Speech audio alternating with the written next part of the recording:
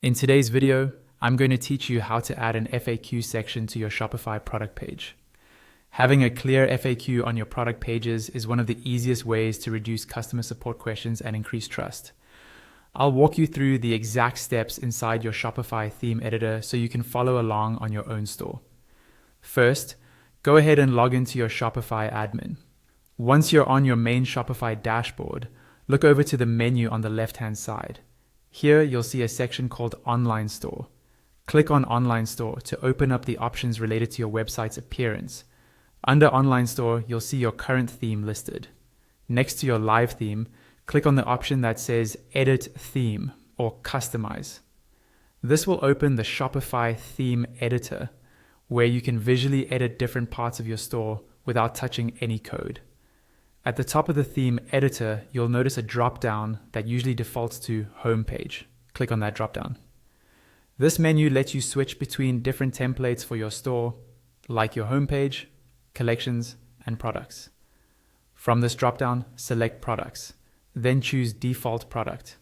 This is important because editing the default product template will apply the FAQ section to all products that use this template, which is usually most or all of your catalog unless you've set up custom templates. Once you're viewing the default product layout in the editor, look at the left-hand sidebar that shows your sections.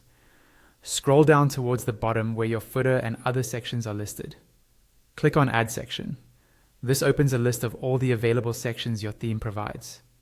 In the list, look for a section called FAQ or Frequently Asked Questions, and then click on it.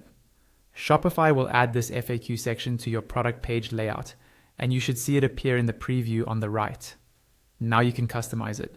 Click on the FAQ heading in the sidebar to change the title to something that fits your brand, like Need Help or Frequently Asked Questions. Then click into each individual question to edit the text and the answer.